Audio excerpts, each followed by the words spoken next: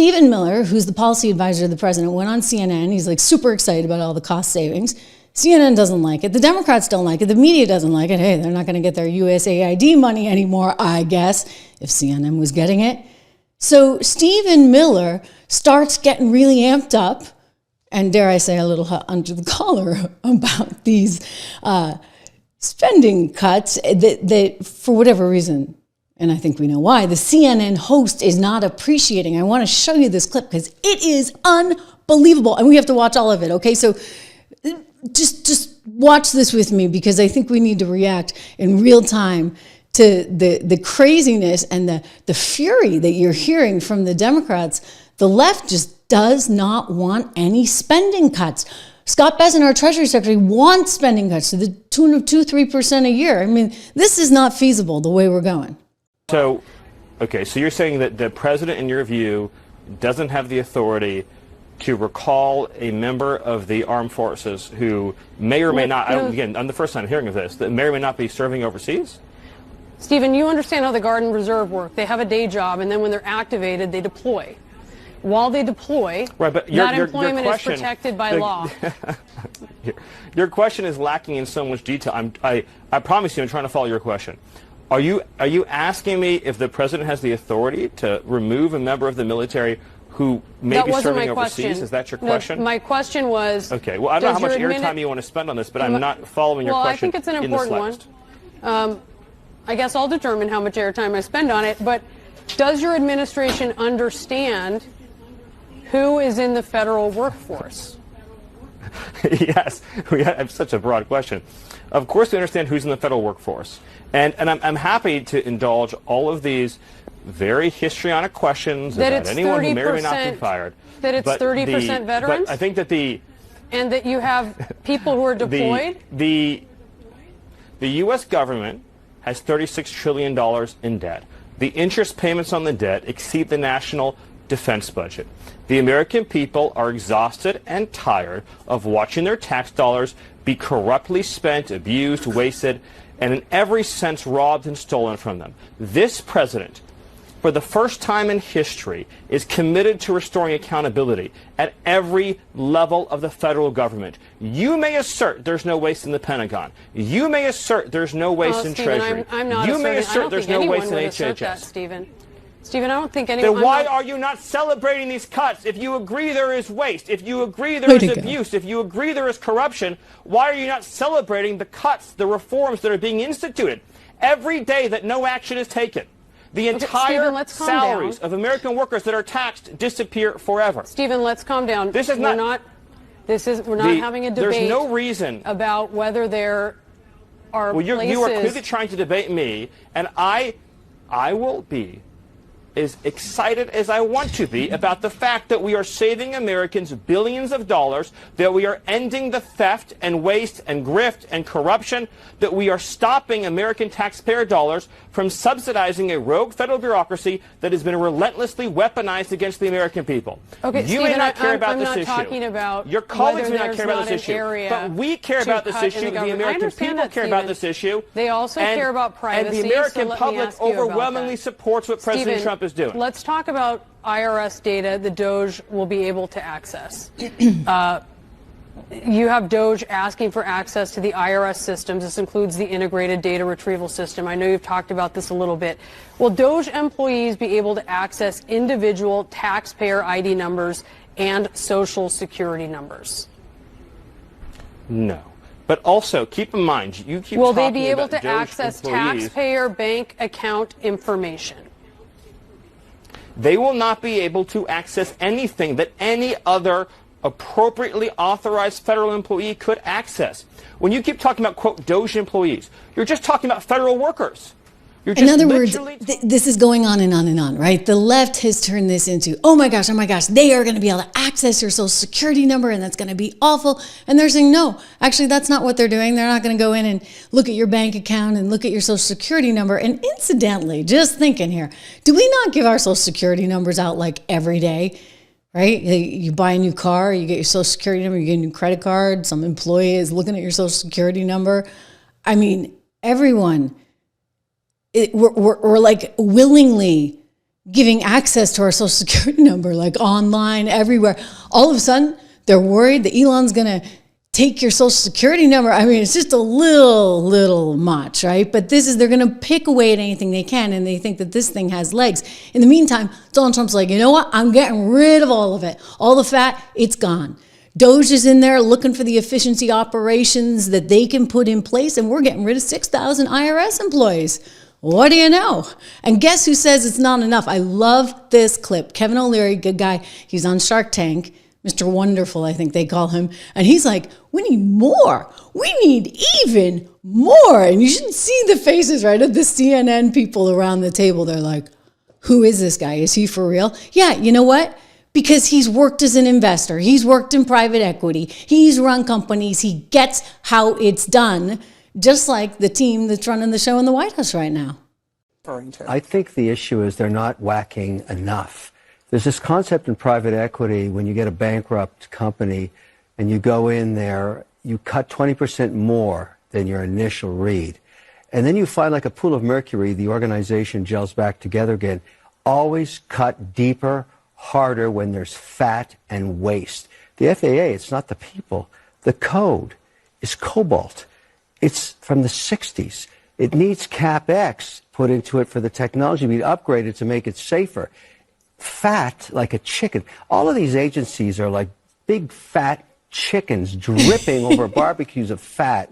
This is the best barbecue I've ever seen, but I don't think it's happening fast enough. They're not cutting enough.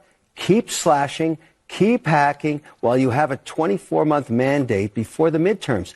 Cut, more cutting.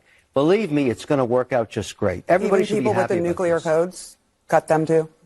Cut everything. Because if you don't see what they're doing and they can't show you that they're adding value, you whack. But it's clear. Ooh, they don't like that. They don't like that.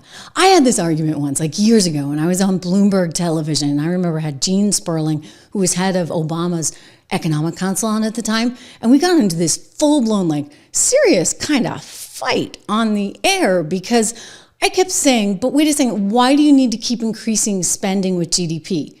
Like, think about it. If you're a household and you're lucky enough to get a raise and you get, let's call it a 10% raise, okay, at your job, do you automatically increase your spending in your household by 10%? No. You know, ideally, you never spend the raise. You try to save the raise, right? And if you're like us, and you're spending more than you make, and you got this giant deficit, and you're spending all this money on interest, 14% of what you take in is just going to interest on the debt. I mean, that's about as much as you're putting towards defense. Then you might want to think about that. You might want to not spend as much as you make.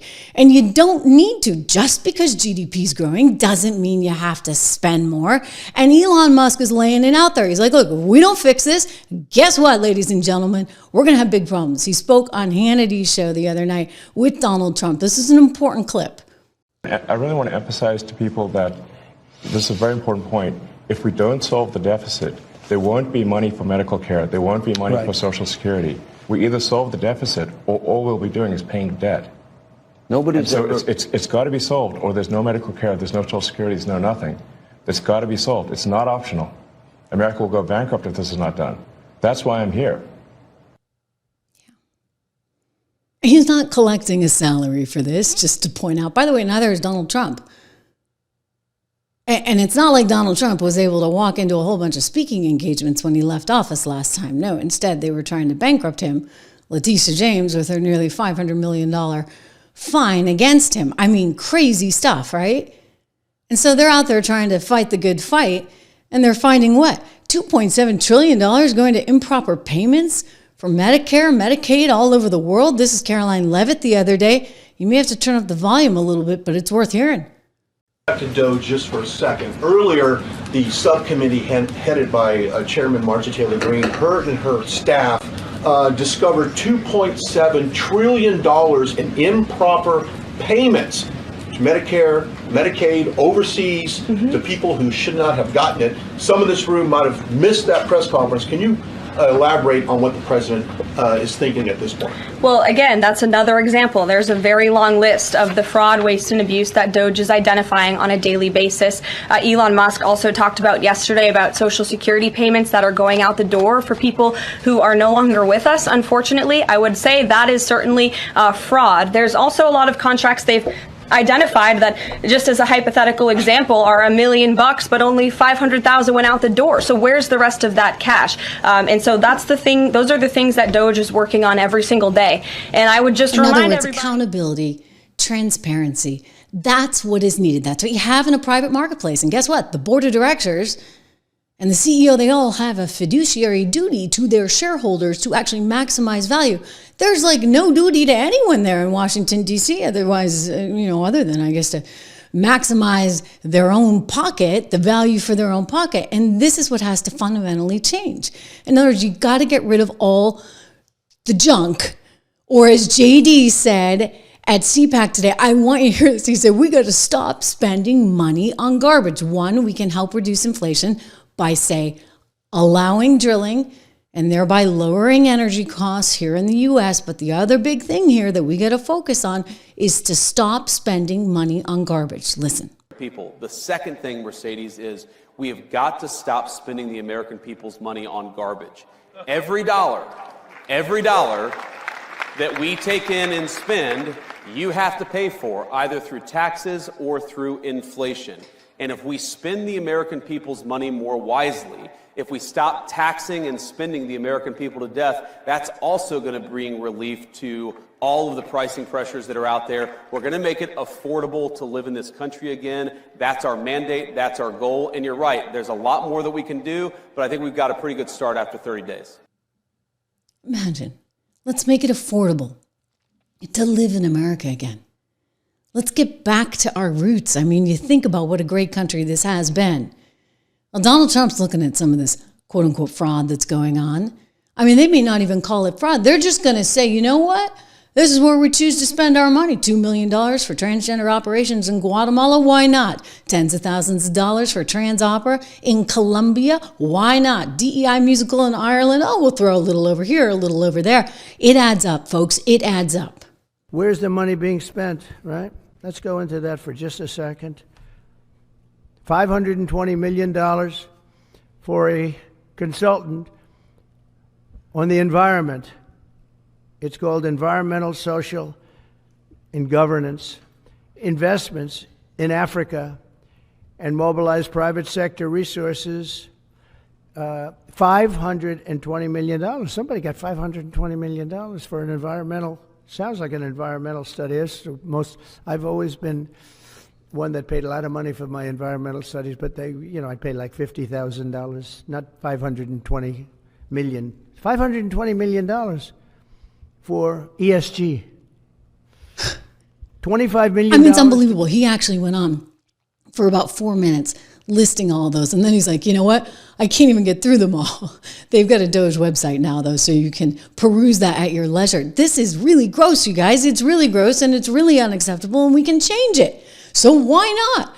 This is why he was elected. And this is why when you look at the approval numbers and you see 70% of Americans are saying he's doing exactly what he promised he would do, they're on board. They like this. You know why? They don't like the fat. They don't like the inefficiency. They don't like having to turn over their hard-earned money to Uncle Sam, who then squanders it on ridiculous programs all over the world. I see in the comments one of you guys mentioning the issue with the migrant hotels in New York City, $200 million going actually to a company out of Pakistan that was owned by the Pakistan government to house people in the Roosevelt Hotel, a luxury hotel. It's absolutely bonkers. Steve Frischman, welcome back. Melissa, I see this is your very first show that you have been here live for, so thank you. We welcome you to the conversation. Look, they need to save money, and guess what? Donald Trump wants the money going back to you. Imagine.